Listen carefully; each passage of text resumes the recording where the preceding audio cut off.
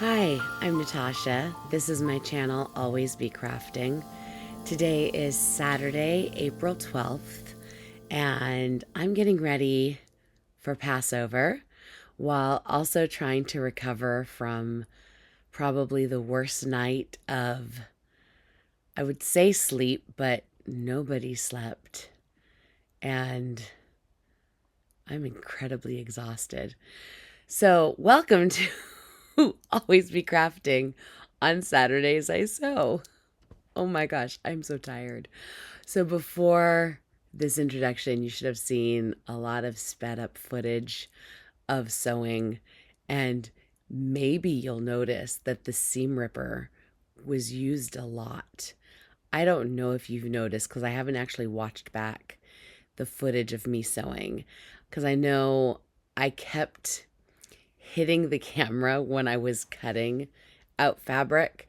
So I kept having to stop and start recording on when I was cutting because I kept hitting the camera and having to like reposition it and start recording again. And when I use an iPhone to record. I don't have any fancy camera equipment. I do everything on an iPhone with the exception of this recording right now, which I'm recording directly onto my computer right now. Everything else has been recorded onto a phone. And when I use that speed up feature, it decides how fast it's recording. So I don't know at the end if it's recorded, like if it's taken 10 minutes and put it into 30 seconds, or if it's taken an hour and put it into 30 seconds. Like, I don't know the ratio of time elapse, if you will, when it does its speed recording. It's all very confusing, to be honest. But I made a lot of mistakes this morning, and I tried to keep it simple. Should I just start at the beginning? Let me just start at the beginning so you understand why I made so many mistakes today. Because I think that it's really important that everyone should give yourself, if you are human and I'm guessing you are. I don't think I have very many robots watching me, or aliens, or cats or dogs. So I'm assuming you're a human person watching this video. Give yourself grace, okay? Because you're going to make mistakes, because every person does. And things happen, and the world's crazy, right? So this has been like an incredibly busy week because we've been preparing for Passover in my house. If you don't know what preparations for Passover look like, then just insert big holiday such as Thanksgiving. It is a big holiday surrounded with friends and family. There's a lot of food. There's also, in addition to that, spring cleaning. So you kind of mix them all together, okay? And it's almost like a mini Lent mixed in, if you will, because there's some food that gets given up. It's much more complicated than what I'm saying, but think about the preparation involved for all those things I just said. Thanksgiving and Lent and spring cleaning. And you have a good idea of what it looks like all crammed into a very busy week. That might explain what my week looked like.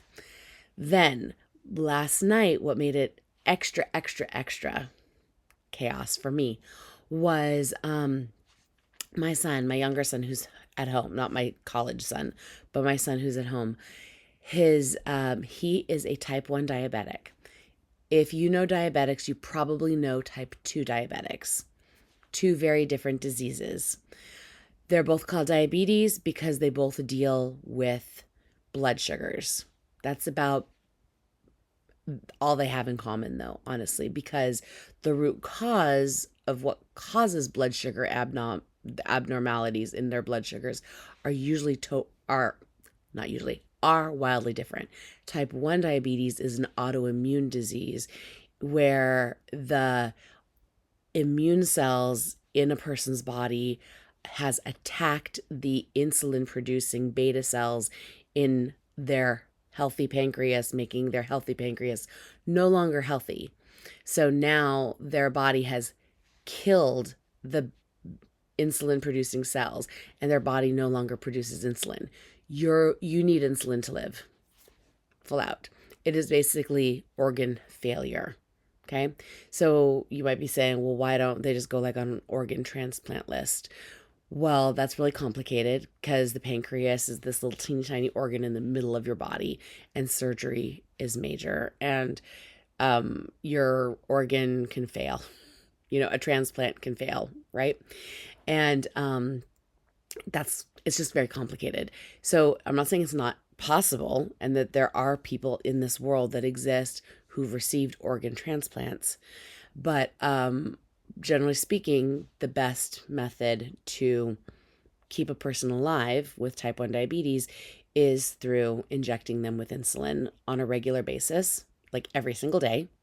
They have to inject themselves with insulin to stay alive.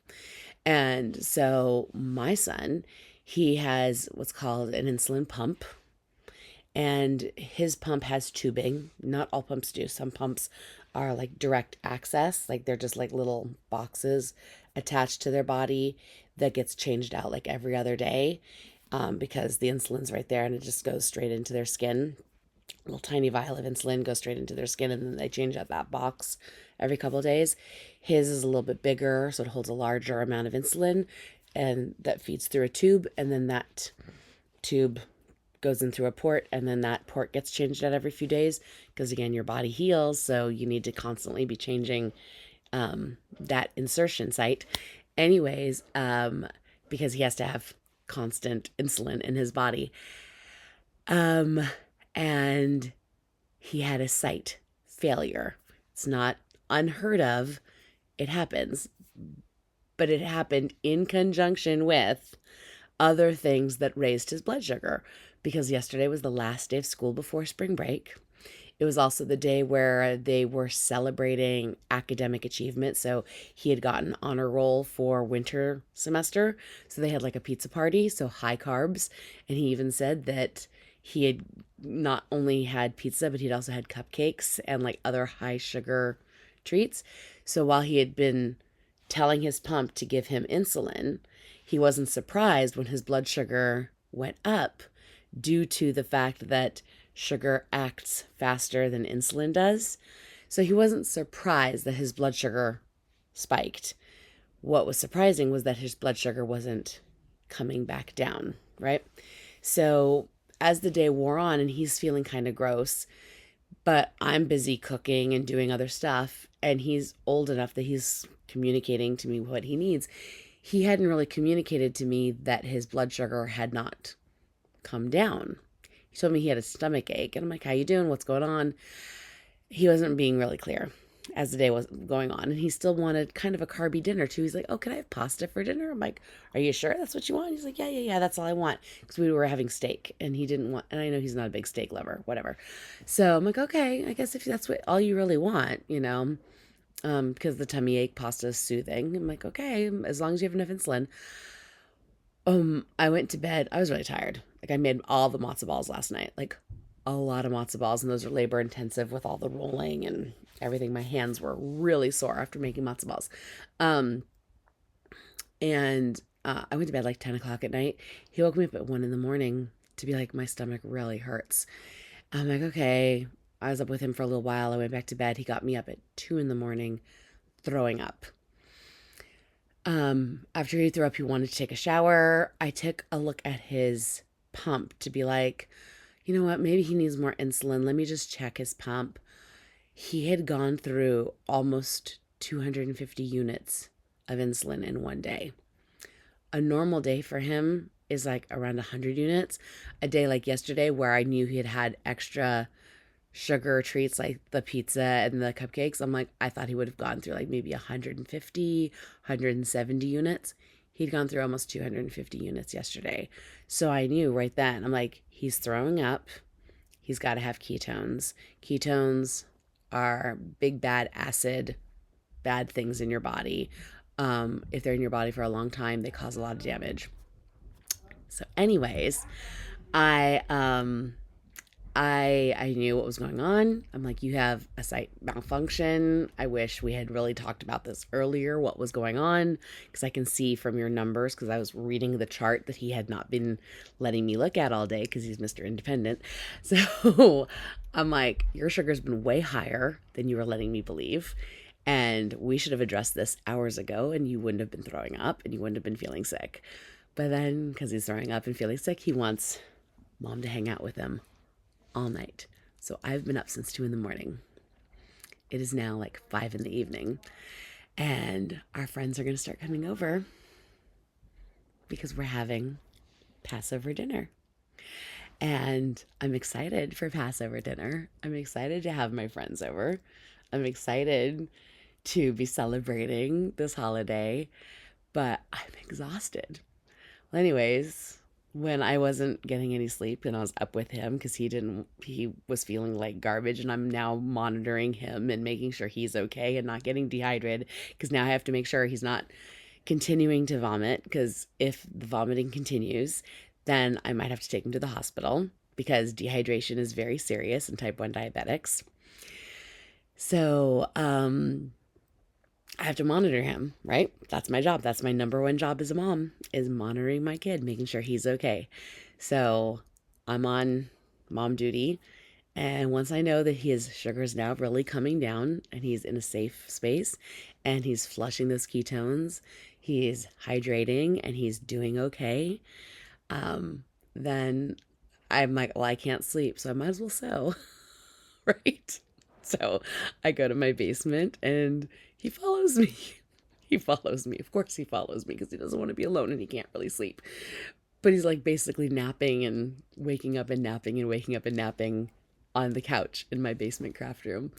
So we had like cartoons playing on the TV down there, and I'm talking to him a little bit while I'm cutting out, and I chose to do the what are they called? These bags. The Japanese knot bags. Because I thought, there's no zippers, there's no interfacing. These are going to be the simplest bags for me today.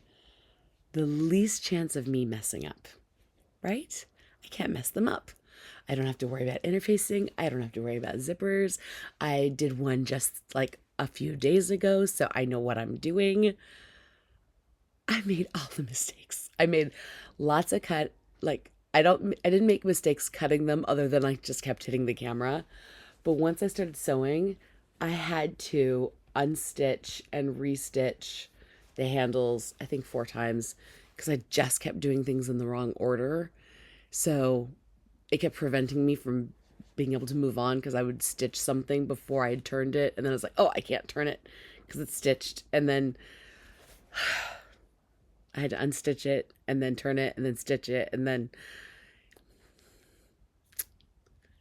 just so much seam ripping today. So I only finished one, and it took me at least an hour longer than it should have taken me.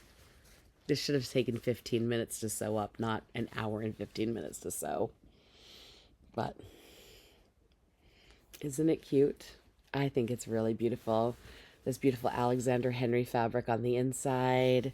This beautiful canvas. I think it was Moda canvas on the outside.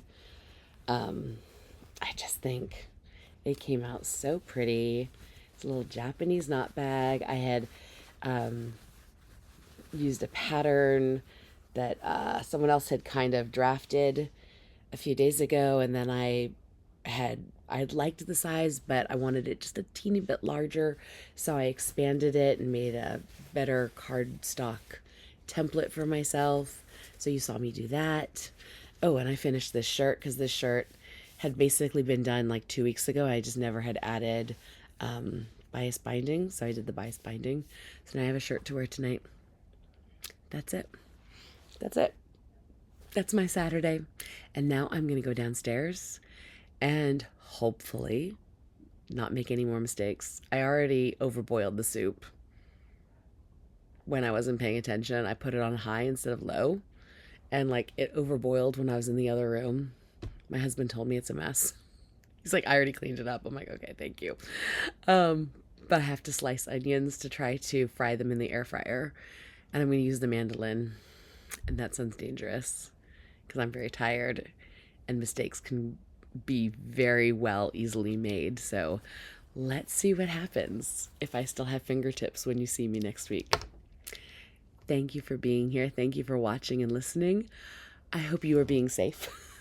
I hope that no one is losing fingertips. And if you stitch something wrong, even if you stitch it wrong 3 times, oh well, unstitch it for 3 times and stitch it 4. It's fine. It works out great. You can still make an adorable bag. And if you want me to share with you how to make these really pretty little Japanese knot bags, I'll happily share any info, tips, tricks. I've watched all the tutorials. I'll tell you which ones are my favorites. And thank you. I hope you liked the video. Like, share, subscribe, all the stuff. Have a great day. Bye.